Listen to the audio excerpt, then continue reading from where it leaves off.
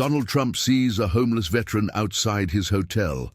What he does next shocks everyone. The rain fell steadily over Manhattan, pooling in the gutters and reflecting the neon glow of Times Square. Outside the gilded doors of Trump International Hotel, a crowd of well-dressed patrons hurried inside, eager to escape the cold drizzle. Among them was Donald Trump, flanked by security detail and a small entourage. His sharp navy suit and polished shoes stood in stark contrast to the chaos of the city around him. As he paused momentarily under the hotel's awning, his attention was drawn to a figure huddled against the wall just a few feet away. A man in tattered clothes, his face weathered by time and hardship. A cardboard sign rested at his feet, scrawled with shaky handwriting. "Homeless veteran. Anything helps." Trump froze, his piercing gaze locked onto the man. For a moment, there was no sound except the patter of rain and the distant hum of traffic. The juxtaposition was striking. The billionaire real estate mogul standing mere steps away from someone who had sacrificed everything for their country, now reduced to begging for scraps. "Who is that?" Trump asked curtly, gesturing toward the man without taking his eyes off him. One of his aides stepped forward hesitantly. "Sir, it's, just a homeless individual. We see people like this all the time in New York." "I know what he is," Trump interrupted sharply, his tone unusually serious. "But not who he is. That's what matters." With that, he strode across the sidewalk, leaving his stunned entourage behind. As he approached the man, the veteran looked up, startled. Beneath the grime and exhaustion, Trump could see traces of pride, a posture hardened by years of service, eyes that once held determination, now clouded by despair. "You served?" Trump asked bluntly, crouching slightly to meet the man's gaze. The veteran nodded slowly, clutching his blanket tighter around himself. "Yes, sir. Army. 2 tours in Iraq." Trump studied him carefully, noting the faded dog tags hanging loosely around the man's neck. "And now you're sitting out here in the rain," Trump continued, his voice tinged with something between frustration and disbelief. "Why?" The man shrugged, clearly uncomfortable with the sudden attention. "Things happen, Mr. Trump. Life gets complicated." Trump straightened, his jaw tightening as he glanced back at his team. They watched nervously, unsure how their famously unpredictable boss would react. "Well, this isn't acceptable," Trump muttered under his breath before turning back to the veteran. "Come with me." The man blinked, certain he'd misheard. "What? You heard me," Trump replied firmly. "You're coming inside.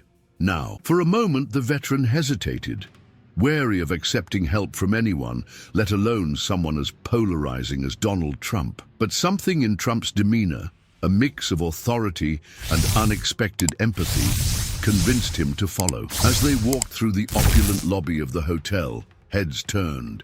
Guests whispered among themselves, speculating about what was happening. Was this some kind of publicity stunt, or something more? Once inside a private suite, Trump gestured for the man to sit while he instructed staff to bring food, water, and clean clothes. "What's your name?" Trump asked, leaning against the edge of the table. "James," the man replied quietly, still unsure of what to make of the situation. "Well, James," Trump began, his tone softening slightly, "you've got skills, discipline, all the things this country needs. You shouldn't be out there. Not anymore." James stared at him, skepticism warring with hope. "And what do you suggest I do instead?" he asked bitterly. "Everything costs money. Jobs are hard to come by when you look like this." Trump smirked faintly, the wheels in his mind already spinning. "Leave that part to me," he said confidently. "But first, tell me your story. Start from the beginning." As James recounted his journey from enlisting in the military after 9/11 to struggling with PTSD and unemployment upon returning home, Trump listened intently, occasionally jotting notes on a legal pad. By the end of the conversation, his expression had shifted from curiosity to resolve. "This isn't just about you, James," Trump declared, setting down his pen.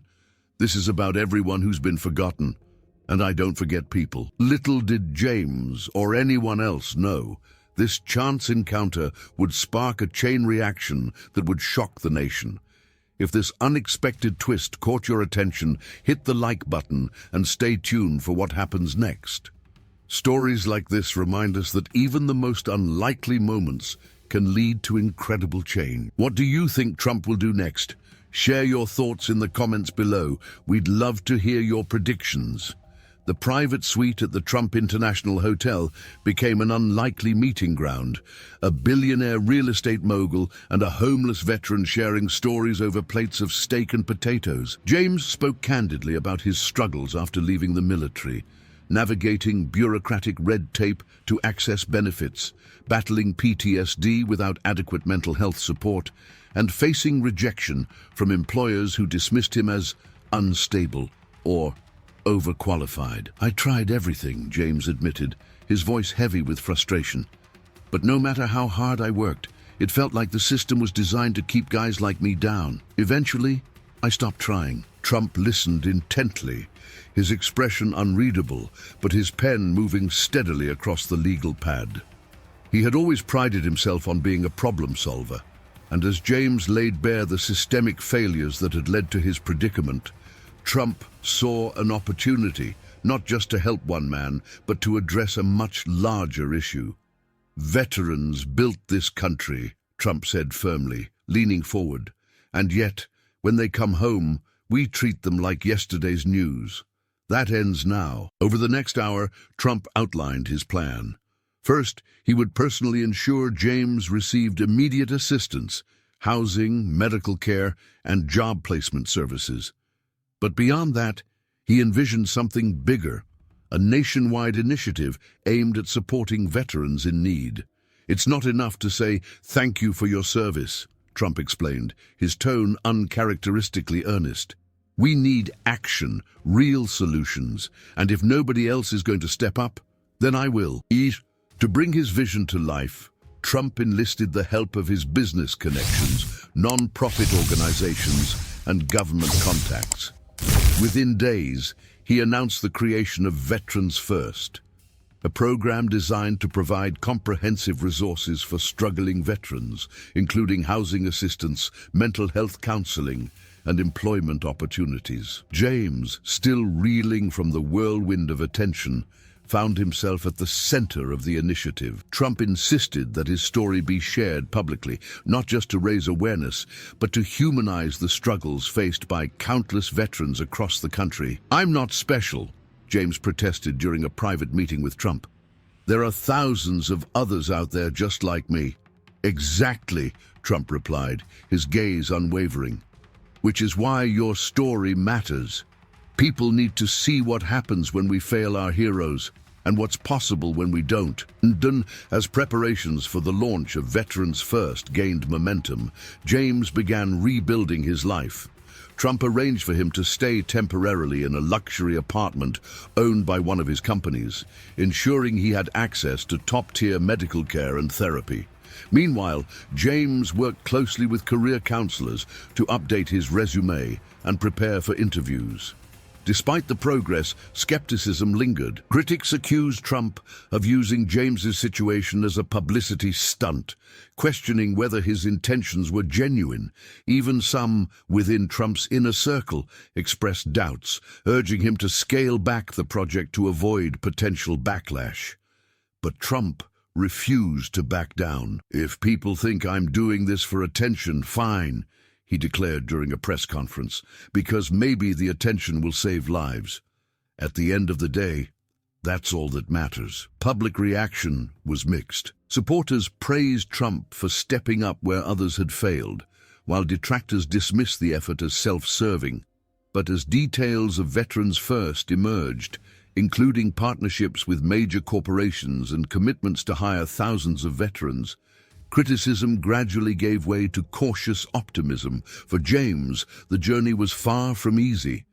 Adjusting to stability after years of uncertainty proved challenging, and old wounds, both physical and emotional, resurfaced frequently. Yet with each small victory, a successful job interview, a heartfelt letter from a fellow veteran inspired by his story, he grew more confident in his ability to reclaim his life. One evening, as he sat in his new apartment overlooking the city, James reflected on how much had changed since that rainy night outside Trump's hotel. "I didn't ask for any of this," he murmured aloud, clutching a mug of coffee. "But maybe it's exactly what I needed." If this story inspires you, take a moment to follow our channel for more powerful narratives about resilience and change. What do you think of Trump's approach to helping veterans? Do you believe initiatives like Veterans First can make a real difference? Share your thoughts in the comments below. We'd love to hear your perspective.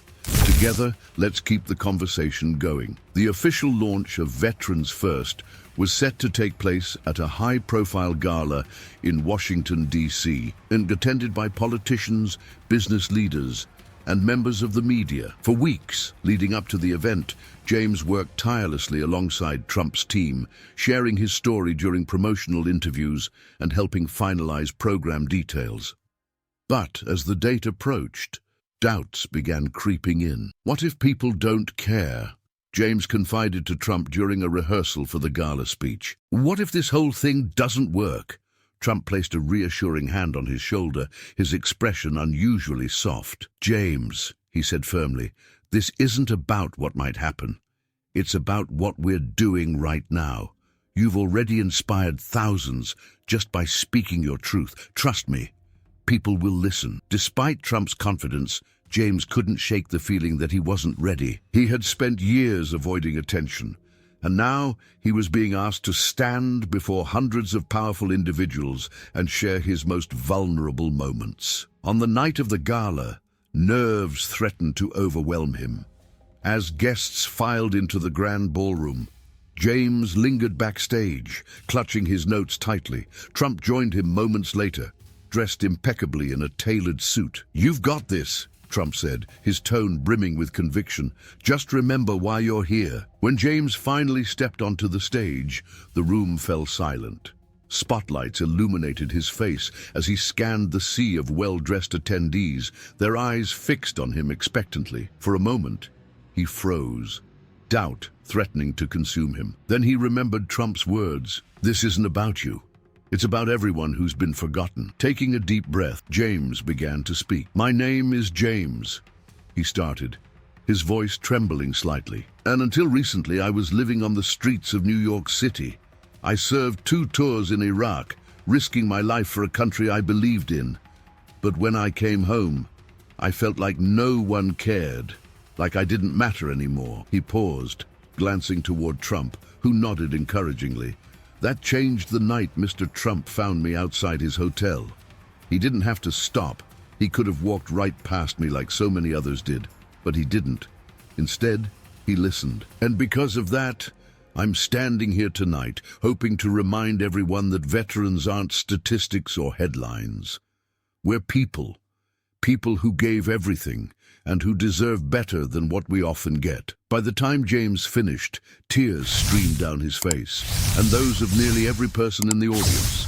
Applause erupted, filling the room with a thunderous roar that seemed to echo far beyond its walls. Trump joined James on stage, wrapping an arm around his shoulders as cameras flashed wildly. "This is only the beginning," Trump declared, raising James's hand triumphantly. "Together, we're going to change the way this country treats its heroes." As the evening unfolded, commitments poured in from corporations pledging jobs, housing developers offering affordable units, and mental health organizations expanding services specifically for veterans. The initiative garnered widespread media coverage, sparking conversations about veteran support across the nation. But the true turning point came weeks later, when James received a letter from a young soldier named Alex, stationed overseas. "Dear James, I saw your story on the news, and it gave me hope. I've been struggling with PTSD since returning from deployment, and I didn't think anyone understood what I was going through. Knowing that someone like you, a fellow veteran, found a way forward makes me believe I can too. Thank you for reminding me that I'm not alone." James read the letter multiple times, overwhelmed by emotion. For the first time, he realized the full impact of what he and Trump had started. This wasn't just about him. It was about creating a ripple effect of hope and healing. Determined to honor Alex's gratitude, James proposed expanding Veterans First to include peer mentoring programs, connecting struggling veterans with mentors who could guide them through similar challenges. Trump enthusiastically supported the idea, allocating additional resources to make it happen. "We're building something bigger than ourselves," James told Trump during a follow-up meeting, "something that will last long after we're gone." Trump nodded, a rare smile spreading across his face. "And that's how legacies are made," he replied. "If James's journey moved you, take a moment to hit the like button and share this video with someone who might need to hear his story." Moments like these remind us of the power of empathy and action. What part of James's speech resonated with you the most? Let us know in the comments below. We'd love to hear your thoughts. Together, let's keep shining a light on stories that inspire change. Months after the gala, Veterans First had transformed from an idea into a nationwide movement.